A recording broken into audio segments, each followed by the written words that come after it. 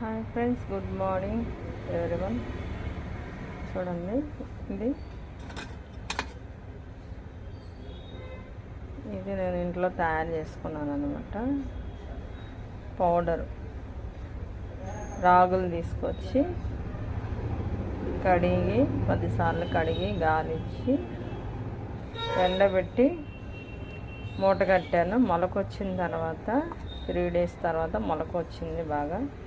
దాన్ని ఎండలో పెట్టి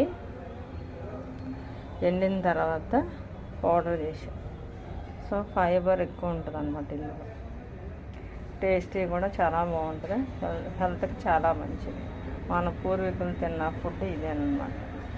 ఇది రాగి పిండి, ఇదేమో జొన్న పిండి. జొన్నలు కూడా అంతే, కడిగి గాలిచ్చి ఎండబెట్టి ఈ రెండు ఒకే రోజున నిన్న ఈవినింగ్ పౌడర్ పెట్టాను అనమాట. ఇదొక రోజు. సో ఫ్రెండ్స్, చాలా బాగుంది. పిండి మట్టుకు చాలా టేస్ట్గా ఉంది. నేను ఆల్రెడీ తిన్నాను.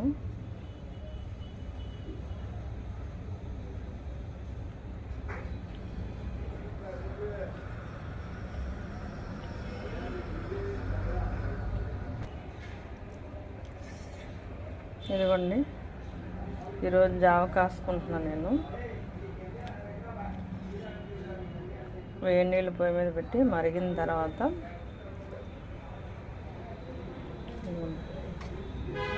2 స్పూన్లు చాలు.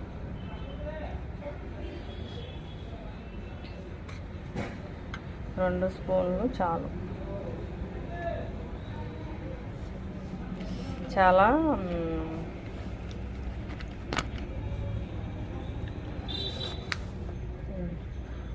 వాటర్లో కలుపుకోవాలి. ఇలా ముందుగానే పౌడర్ని వాటర్లో కలిపేసుకోవాలి. గడ్డలు లేకుండా ఇలా కలిపేసుకోవాలి.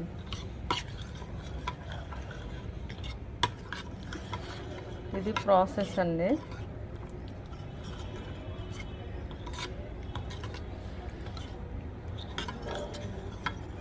ఓకే, గడ్డలు లేకుండా కలిపేసుకున్నాను.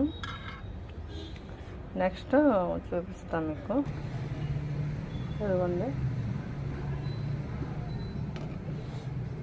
వాటర్ పోసుకున్నాను.